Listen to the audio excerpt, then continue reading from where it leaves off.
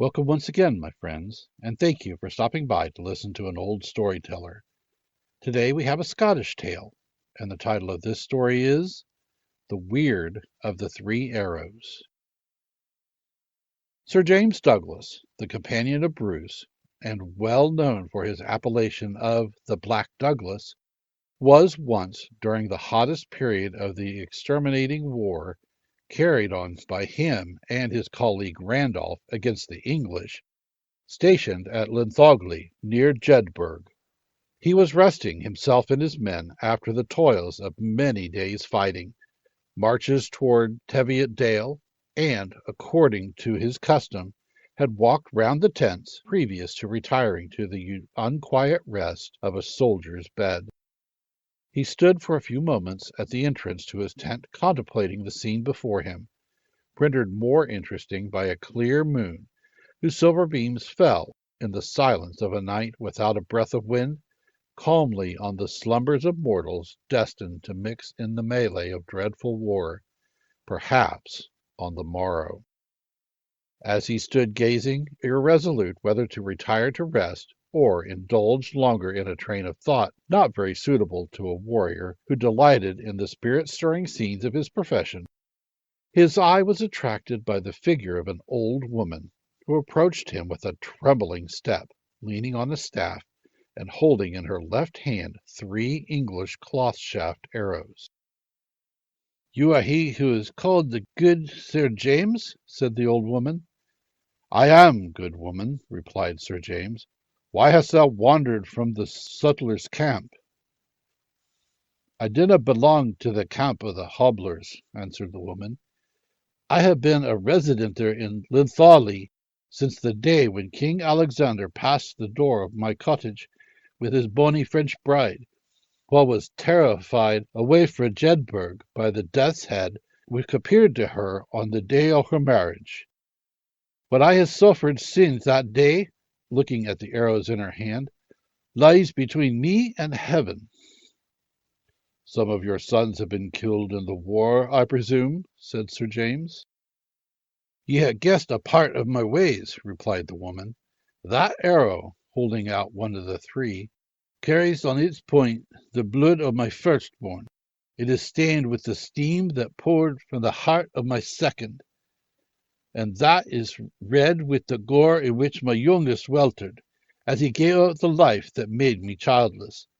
They were shot by English hands, in different armies, in different battles. I am an honest woman, and wish to return to the English what belongs to the English, but that in the same fashion in which they were sent. The Black Douglas has the strongest arm and the surest in all Scotland, and what can execute my commission better than he?" "I do not use the bow, good woman," replied Sir James. "I love the grasp of the dagger or the battle-axe. You must apply to some other individual to return your arrows." "I cannot take them home again," said the woman, laying them down at the feet of Sir James. "You'll see me again on St. James' E'en."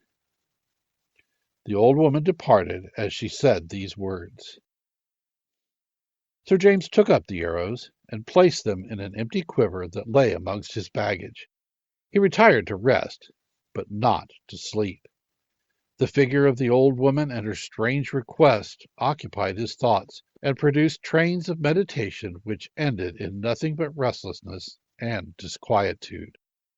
Getting up at daybreak, he met a messenger at the entrance of his tent, who informed him that Sir Thomas de Richmond, with a force of 10,000 men, had crossed the borders, and would pass through a narrow defile, which he mentioned, where he could be attacked with great advantage.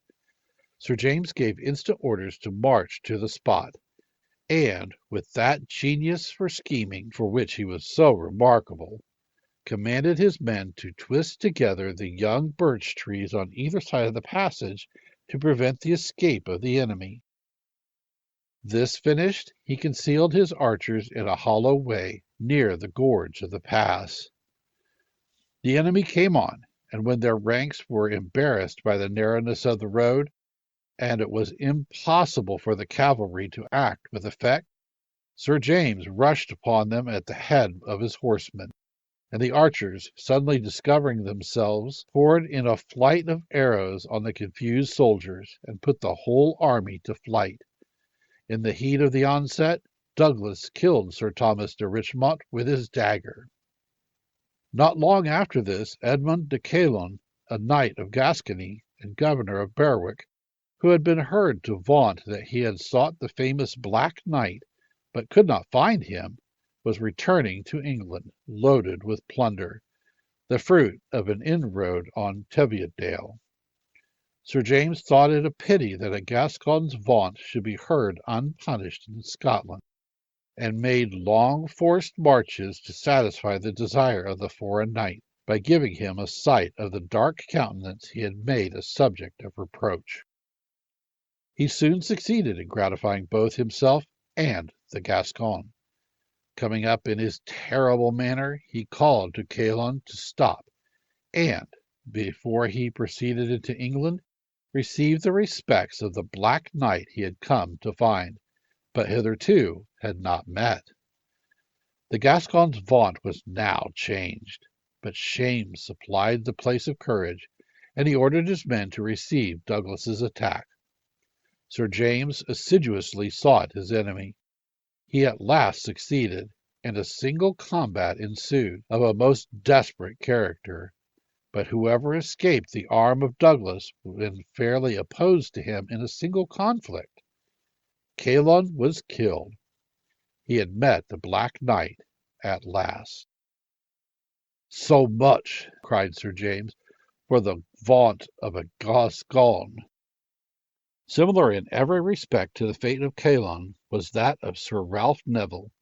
He, too, on hearing the great fame of Douglas's prowess from some of Gallen's fugitive soldiers, openly boasted that he would fight with the Scottish knight if he would come and show his banner before Berwick.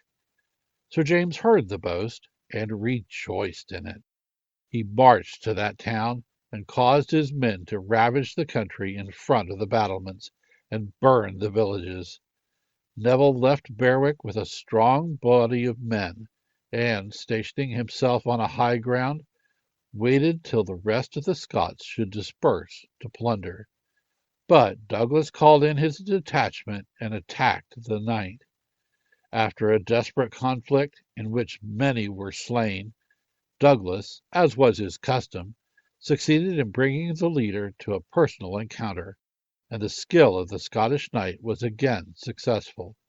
Neville was slain, and his men utterly discomfited. Having retired one night to his tent to take some rest after so much pain and toil, Sir James Douglas was surprised by the reappearance of the old woman whom he had seen at Linthawley. "'Tis the feast of St. James," said she, as she approached him. "I said I would see ye again this nicht, and I'm as good as my word. Ha' ye returned the arrows I left with ye to the English, what sent them to the house of my sons?" "No," replied Sir James. "I told ye I did not fight with the bow. Wherefore do ye importune me thus?" "Give me back the arrows, then," said the woman. Sir James went back to the quiver in which he had placed them. On taking them out, he was surprised to find that they were all broken through the middle. "How has this happened?" said he. "I put these arrows in this quiver entire, and now they are broken." "The weird is fulfilled!" cried the old woman, laughing eldrishly and clapping her hands.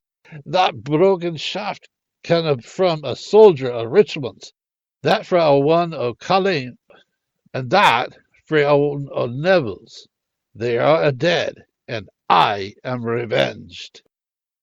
The old woman then departed, scattering as she went the broken fragments of the arrow on the floor of the tent.